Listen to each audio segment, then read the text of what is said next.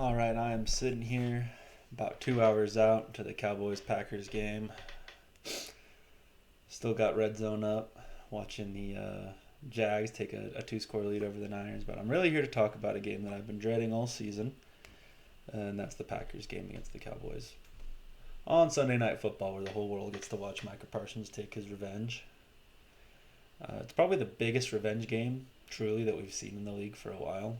I feel like we usually focus on these sort of things when it comes to the quarterbacks. But with how public and how seemingly personal the beef between Jerry Jones and Micah Parsons was, I think it's going to be a scary time for this Cowboys team.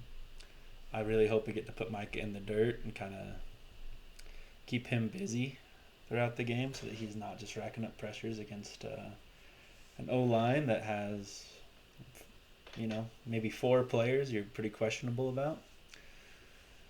I think both tackles can be had, and I think Rashawn Gary and Micah Parsons are going to feast there. And the scary part about that is you can't protect both tackles. And even if you could, you have an interior with two backups in there with Brock Hoffman and TJ Bass filling in for Cooper Beebe and rookie Tyler Booker. And one thing we know about Mike is you can move him around. So, they can take whatever matchup they want there. The only player I think can block Micah Parsons with some consistency is probably Tyler Smith. If they don't want to put him on Tyler Smith, they frankly don't have to. So I think from a pass blocking perspective, things are going to be pretty tough for you. It would be a great game to be able to try and lean on the run. The Packers have been great against the run so far this year, and you're now lacking those two interior players that were creating such strong push for you early in the season and was really a big source of optimism for us going into the year. But we saw this last year with Brock Hoffman and TJ Bass out there. They're competent players, they're NFL caliber backups, but I don't think anyone is scared of them running down the middle, especially when against a team that's been able to defend the run pretty well. Maybe Javonte Williams can have an excellent game. He's played really well so far this season. Get a lot of yak because I don't think the run blocking is really going to be able to spring him loose. I've heard a lot of people kind of clamoring for Jadon Blue to finally get his first NFL game, and we'll go over it in a little bit talking about the inactives that I project today. But it's going to be tough to bring anyone who hasn't been active so far to the game day roster just because of how many question marks you have on the O-line and in the secondary. Moving on to pass catchers, it's time, George Pickens, right? Trying to earn a big contract, maybe go be another team's wide receiver one next year, or prove that he's worthy of a wide receiver one contract here in Dallas. CD's out. You should be the top target here. We shouldn't be throwing the ball to Jake Ferguson 14 times a game, especially when Jake Ferguson hasn't been creating the run after catch opportunities that he was in previous years. We're seeing him fail to get out of bounds. We're seeing him get tackled by the first guy who gets to him. We're seeing him have uncharacteristic drops. It's tough to go out there and have a 15-catch game. I understand that, but he just got paid. It's not an absurd contract or anything. I think it puts him kind of the top 8 or so of tight end contracts, and that'll go down over time, as we know. But for a guy who just got a payday to go out there and just not show that X factor, not show the playmaking ability that we're kind of used to seeing from Jake. Not that he was ever a superstar, but really was kind of in a disappointing season so far from my end, at least, from my perspective. Luke Schoonmaker isn't doing anything, which he hasn't for his whole career. Can't be surprised there. I would like to see a little bit more Brevin Spanford. I think his blocking has been really good. And he had that catch that, I don't think it was brought back on a penalty, but it was a crazy one-handed catch, and he hurdled a guy. I think it's time for Luke to sit down into that tight end 3 role and let us just admit that it was a kind of a wasted second-round pick. Outside of Pickens and Jake Ferguson, though, you don't have a lot of weapons. They're too scary for this team. I think one of the things with George Pickens is they haven't sent him in motion hardly at all this year. That's something they pretty much reserved for CeeDee Lamb and Devontae Turpin. I actually had a little tape review of the Week 1 game against the Eagles showing how much the motion we were doing to Turpin Lamb really helped the Cowboys offense. Go check that out. But I think the question is will they decide to start sending George Pickens in motion more often. I part of me wonders if maybe he's just more of a static player, if he maybe isn't refined enough to be doing that. If you're worried you're going to get a lot of offensive formation penalties from him not getting set in time or just not having the timing um, to run those motions properly, maybe it's better just let him set his feet and get ready for the ball. I think while the rest of the time that CD's out, if he can't show up and make some good plays for you, it's gonna feel pretty bad that you traded for him, especially if it is gonna end up being the 1 year rental that we're kind of projecting. Last week we saw him bobble that ball, ends up leading to a pick, and then he goes to I don't want to say pout. Like I like that he was frustrated, but he wasn't running good routes the rest of the game. You could tell it sort of affected him mentally. And when your team's down like that and the best receiver goes out, we really need you to step up, man. It's not the time to go and get in your head. I understand that it's really frustrating for that to happen, but I would like to see George Pickens perform a little bit more consistently there. I fear that if we keep losing games, that George Pickens crash out may be not far off. Man, how about these Colts really taking it down to the wire with a good team in the Rams? Wow. Anyways, I'm really worried about the Cowboys offense here. I think it's going to come down to Dak having the game closer to the first 2 weeks than the last one against the Bears. Not that he played bad or anything, but it wasn't, an MVP caliber game, kind of like the first 2 weeks were from Dak. And I think, unfortunately, that's what we're asking him to do this year. I think that sort of wraps things up on the offense. I would love to see Jaden Blue get out there, but we're going to run over inactives at the end of the video here. It's going to be tough to get anyone else active that hasn't been active recently. Defensively, where do you want to start, guys? We know what we've been seeing. We know it's been tough. I think the only room for optimism is Clowney is here now. Clowney's going to be out there playing. I hope he's ready to get some snaps because the rest of this team has not been able to get pressure at all. Clowney was, really close to a double-digit sack season last year with the Panthers, who are not a super talented defense, by the way. And I think he had about a 13.5% pressure rate, just, solid. Certainly be the best of any player we've had so far this year. If he can come and just bring a little bit of pass rush, I think it will help your secondary out. It's tough to cover for that long in the NFL. But, yeah, we need more than Clowney. I don't think his addition is really going to change the script on us having a bad pass rush. I think it's really going to come down to Eberflus deciding to blitz a little bit more and being creative with those blitzes. I've liked some of the DB blitzes that we've been throwing. I think, especially with Reddy Stewart, we've been hanging out in base a lot and trying to save Diggs or Reddy from having to stand out there in coverage too much to, marginal success. Now, some of those DB blitzes have been pretty nice. I'd like to see them tick that up a little bit. I just think that, this rush for too high shell defense thus far has not been successful, and you just have to start trying other things at some point. If we're going to die on blitzes, let's die on blitzes. I'm ready to see it.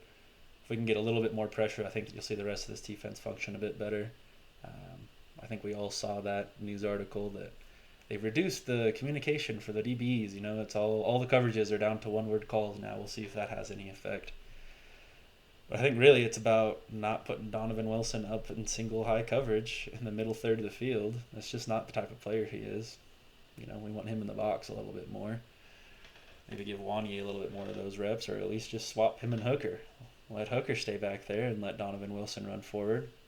I would love to see Marquise Bell and Wanye Thomas play a little bit more, even if it is at linebacker or something. Maybe moving Dono down to linebacker or kind of that, dime backer role on occasion. I think we need to deploy our guys a little bit more creatively in the secondary. Another big question for secondary is how healthy is Diggs really? You got 2 full practices in. Obviously, Deron Bland's going to be back, which I think will be a huge help because he's going to be your best defender in coverage at this point. But if Diggs is healthy, he hasn't played a full complement of snaps the whole year, by the way. He's been on a pitch count. They've been trying to keep him fresh or off the field somewhat, by choice or because he'd gotten banged up during the game all year. do you want to sit Kyer Elam and have Reddy Stewart out there? Because, I mean, Reddy Stewart was a guy who got cut, right? Like, he was a guy who didn't make the 53 on his team. He's come out here and played a lot of snaps for us, and he hasn't been the problem. Has he made extraordinary plays and really stood out? No. But teams haven't been going after him. He's given up some yardage, certainly, but for a guy who got cut to come here, you project he's probably going to be a really, up and down player. I think he's played pretty consistently. And he hasn't been the biggest problem in our secondary, which I think is a really big ask for a young guy who hasn't played that much to come in here and do that. Kyer Elam hasn't been playing well. Do you want to roll with Diggs, Bland, and Reddy? Or do you want to go with that week one group who held the Eagles' passing attack down with Elam in there? I do think the Eagles were, kind of struggling to get their passing game established. I think they're still trying to do that a little bit. We've seen this from them in the beginning of the season before. I don't know if our success against their passing attack week one really means that Elam, Diggs, and Bland is some, magic solution to the defensive issues we've had, but that'll be something for them to decide. I wouldn't be surprised if we see a bit of a rotation going on where, Diggs isn't going to play in the slot, but maybe in two corner sets when we play base, he'll come off the field. I just wish we had better corner talent at this point. But Bland coming back, I think, is going to be a huge help. I think with the Packers, it is sort of tough because they don't have a clear wide receiver one. I think we'll probably see Bland and Diggs sort of stay to their sides. I wouldn't be surprised if this is the Matthew Golden breakout game because playing against our defense has been the solution for any offensive woes so far this season. At linebacker, man, I think Kenneth Murray is getting better. It's a very hit or miss, though. He either sees it and is able to use his athleticism to blow it up, or he doesn't see it and he's taken advantage of. I do think that this Green Bay team with their tight ends, specifically Tucker Kraft, and they'll line up in 12 personnel a lot as well. So you need to decide if you're going to hang out in base or maybe leave a nickel corner on Tucker Kraft. I think it's kind of scary either way. If you got a smaller player on Tucker Kraft, can they bring him down if he does catch the ball? And in the run game, they're going to get blown up because Tucker Kraft's a good blocker. At least for how good of a receiving threat he is at tight end. I would like to see them leave one of our bigger nickels on him. Or use Donovan Wilson in that role. We've seen him kind of be that tight end eraser in the past. I would love to see one of our bigger corners play on him a little bit. Just to button things down a little bit more. Even if it does lead to some rack opportunities, I don't think we can afford to let Tucker Kraft kill us this game. I haven't liked Jack Sanborn's tape so far. I haven't liked Damone Clark's tape so far. Rich Lugafauer's getting like 10 snaps a game. It's not a lot to go off of, but he's had his fair share of mistakes as well. We'll talk about it in the inactive segment here in a little bit, but I don't think we're going to see Shamar James. I would love to, though. I would love to mix things up a little bit with the personnel here. With Clowney coming back to that edge room, you would imagine that someone else is going to have to take a seat down and not dress. For my money, it's probably Dante Fowler. He hasn't been getting pressure. No one has, and he doesn't play any special teams. And all of your other ends play special teams. James Houston, Marshawn Nealon, Azaraku, Sam Williams. They all play special teams. So I don't think you can have Clowney, who I don't project to play much teams, and Dante out there. Especially if Dante is not going to give you the pressure that you're paying him to get. Maybe it'll send a message to this room as well that we're looking for our best players. It doesn't matter how much money you're making or your draft pedigree. We're going to play the guys who can come out here and give us good effort and, show up in both phases of the game. We have seen, look at Jonathan Taylor go. Look at him go. I'm sorry, I'm so interested in this Rams-Colts matchup. And I don't think you can sit Nealon down. He's your best run player at the moment. You want Donovan Azaraku to be soaking up snaps so you can get moving, hitting the ground, becoming more of a starting caliber player sooner than later. And I wouldn't mind sitting Sam, but he plays more special teams than Dante, and we haven't seen either of them really stand out as a pass rusher. You'll probably dress 40 tackles. Obviously, Kenny and Osa are going to play, as well as Solly. Solomon's been awesome against the run. I think he's been one of your best D linemen outside of Kenny. and there's no way he's not going to dress, and so you're just going to pick between Jay Toya and Mozzie Smith. I don't think it really matters that much at this point. I'd rather see Jay Toya play a little bit more, just because I think we know what Mozzie Smith is at this point, unfortunately. I mean, I think the Packers are going to stop us a little bit here. I think it's going to be tough. I'd like to see this team fight and keep the game close, and maybe a little bit of resurgence in the third or fourth quarters, but I think the Packers are going to beat us by at least 2 scores. I think it's going to be a really tough day at the office for this whole team. Maybe this defensive communication will come together a little bit. We saw this with Matt Eberflus in Chicago, actually, where it took him a couple weeks to get things going, and each year improved. He has a history of being a good, not great defensive coordinator in this league. I think we need to take a breath and maybe see a couple more weeks before he's ejected into the sun, like a lot of fans are asking for. But I think we all know that Jerry's not going to fire anybody midseason, so we better buckle down for this Eberflus defense. Going over the inactives real quick before we get out of here. I'll say maybe like 31-21 for a game score. That sounds good in my head. Obviously, with CD and Booker down, you're going to be bringing extra players into those positions. You're going to have your 5 receivers, Pickens, Tolbert, Turp, who, if we do win this game, is probably going to be because Kevontae Turpin made some big plays, whether that's offensively or on special teams. Oh, Danny Dimes fumbling the ball. Jalen Cropper has been elevated to the active roster for this game, so that'll be your 5 receivers along with Ryan Flournoy. It'll be interesting to see if Cropper or Flournoy plays more special teams, which one of them gets more offensive snaps. That'll be kind of something interesting to look at for the bottom of the roster. As far as offensive linemen go, you're going to want to dress at least 8. You'll get your starting 5. Guyton and Steele, both Brock Hoffman, TJ Bass, and of course Tyler Smith. So I imagine you're going to bring Nate Thomas, Hakeem Adeniji, and Trevor Keegan. Trevor Keegan is that guard we got from off the Eagles practice squad recently. He has been inactive the whole year so far, but I imagine you're going to bring him instead of a Johnny Cornelius, the rookie tackle, just for a little bit more interior depth. I think Nate Thomas can play a little bit of guard too if you need him to. Johnny Cornelius has been inactive every single week, so I don't think that's going to change at all. And this is why I think it's going to be really tough to see Jadon Blue or Shamar James active in this game, is because so far this year, our inactives have been excessive offensive linemen, a D tackle, and the rookie Shamar James and Jadon Blue. If you're going to sit either of them, you don't have enough offensive linemen. If you want to bring Shamar James or Jadon Blue to the active roster, you only get 48 guys, provided that you're bringing at least 8 offensive linemen. Otherwise, it's 46, so you might as well bring those linemen. So you can't really sit another offensive lineman. You already have your 8 right there. At tight end, you're not going to sit any of your 3. I don't think this team wants to operate without Hunter Lipke, even if he hasn't been playing as well this year. I don't think you want to lose Hunter Lipke to bring Jadon Blue. I just don't think the coaching staff is comfortable with that.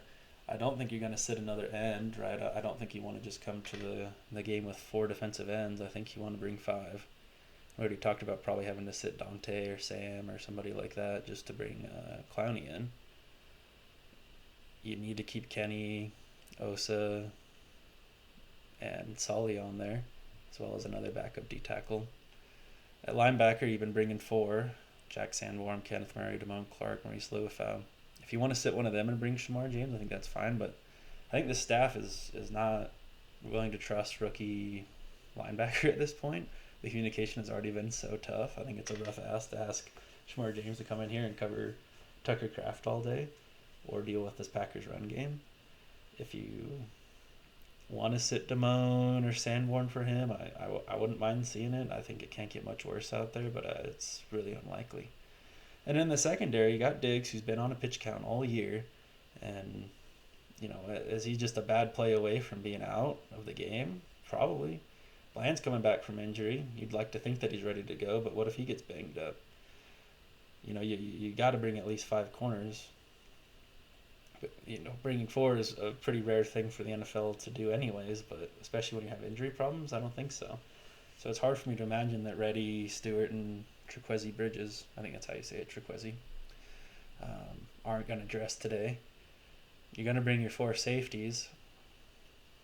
CJ Goodwin is a huge part of your special teams. Who are you sitting? Who are you sitting to bring Shamar James and Jadon Blue? I don't see it happening. I really don't. I'm not sure it's possible. Really, I think it'd be really tough to squeeze one or both of those players onto the roster, and it would mean going really short at another position that you just don't have confidence in. The DBs are completely off limits. I guess if you want to sit another edge because they're not playing well, that's fine. But I don't think any of these guys are really players you want to leave out there for, more than the 20 to 30 snaps they're already getting a game. And it's just tough outside of that, especially with this team and the Packers that love to play 12 personnel. Even if you want to play nickel against that, sometimes there's going to be times where you want to play base. And you need at least four linebackers to be doing that with any confidence. So I don't think we're going to see Jadon Blue or Shamar James this week. I think as much as we'd like to, it's just going to be tough to squeeze them in there. And you already got so many issues at the other positions. I just don't think it's happening. So yeah, that's kind of a rambling preview of this Packers-Cowboys game. Go bet the over on Micah Parsons' sacks, and I think just prepare yourself to watch the most expensive player in the NFL get brought to the ground at home by a guy who's headed towards the Hall of Fame that you traded away because of Jerry Jones. Expect Jerry Jones to get booed. Expect Micah Parsons to get cheered when he comes on that screen. I really hope that we can see something better from this defense, get a little bit more optimism for the rest of the season, but outside of Dak absolutely lighting the world on fire, I'm still projecting a Cowboys loss. 31-21 is my official prediction. I'd love to be wrong. I fear it might be worse. At the end of the day, the one thing we know to be true is that Dallas wants hardware, and it's probably not coming today. Thanks.